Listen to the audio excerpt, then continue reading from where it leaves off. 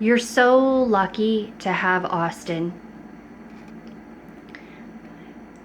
And that's what the theme of service in church was a couple weeks ago, about how you should look at things not as that you have to do them, but as how lucky you are to get to do them.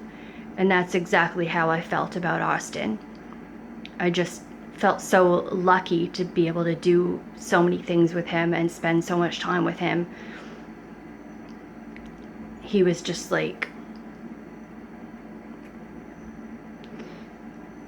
I don't know, the only person I wanted to spend all my time with.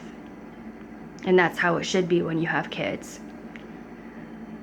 Except for Alice Sellers, the Wicked Witch of West Vancouver, who would constantly tell us how we were so lucky to have her as a mother. We were so lucky that she would have to drive us somewhere, and hold it over our heads about how she's doing us a favor because she never had anybody to do anything for her when she was a kid. And then she'd go on and on for hours about how bad she had it and how great we have it compared to her because she's too nice to us. Too nice? There was never even nice. And that's not being a parent, to hold things over your kids' heads and tell them how they're lucky that you're doing them a favor, and make it known how you don't want to be doing anything with your kids. You don't want to be driving them to their activities, so you're doing them a favor. I mean, that's just sick. And I bet she's saying that to Austin now, how he's so lucky that she rescued him from me. Those are the kinds of sick things she would say to him when he was little, and that's why I cut her off, because she's mentally ill.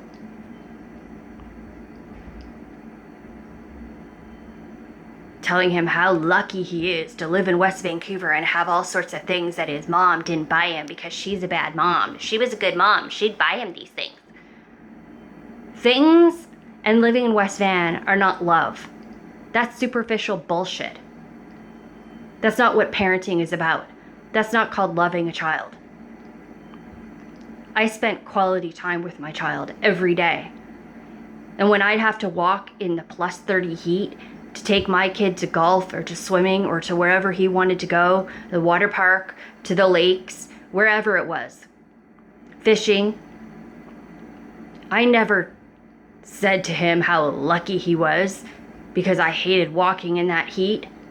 No, I was singing with him and playing math games and talking to him, enjoying our time together, not telling him how lucky he is that I'm taking him somewhere. Even when he was at daycare, I would love to go early because they have an open house policy. So I would go early to pick him up so that I could spend some time watching him, so I could see how much fun he's having and enjoy watching him having fun.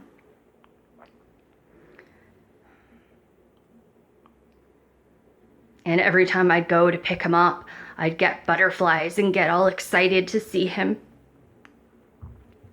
Just like when you're getting ready for a school dance or a first date. Because it's the best feeling in the world to know that you're going to go spend time with Austin. And now he's where he's not appreciated and he's just beaten and abused and lied to and told how he's not wanted and threatened that if he doesn't behave and do what he's told that he's going to be sent away. And that he's not allowed to see me or anybody he knows. And telling him that I don't want him, which is so not true.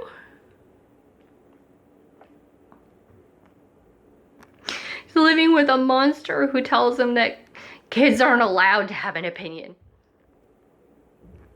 because she treats him like property.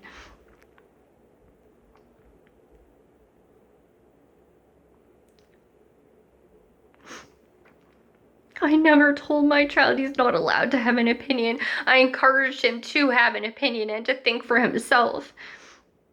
I would never tell him that he needed to think and believe the things that I thought and believed.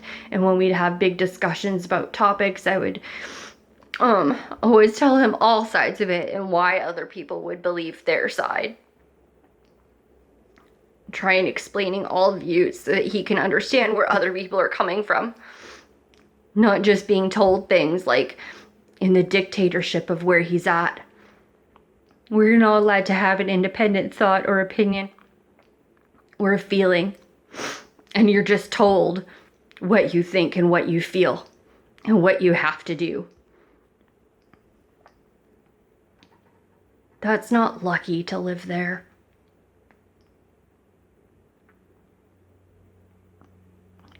Austin was lucky that he had a loving home and a loving mom and friends and family, because some kids don't get that. And he was very unlucky to have all that robbed from him. Soon it will be 5 years since anybody has seen or heard from him, because he's being held hostage. I just miss the days of feeling so lucky to be with him, to hug and kiss him every day and hear him blow me kisses all day long and tell me how he loves me.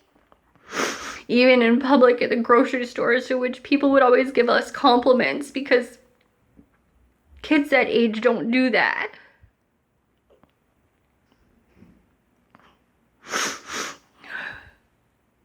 They try and say sick things like Austin's afraid of me and doesn't want to see me. And that's not true. That's just from the lies that he's been told. Because no kid who's afraid of somebody will hug and kiss their mom in public and tell them all day how much they love them and how they're the best mom ever and blow them kisses when they're just in the bathroom. He was just the most loving, cutest little boy ever.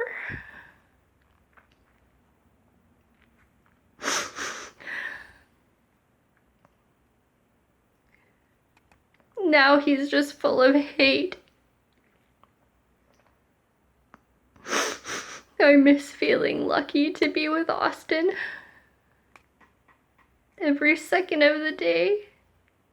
Or to know where he was and that he was safe and having fun. Have that little twinge of jealousy that he's having fun without me and that I'm missing out on something with him. I mean, like when he was at camp, like you're so proud and happy that he's away having fun, but at the same time you're like wishing that you'd be able to see it and enjoy it with him.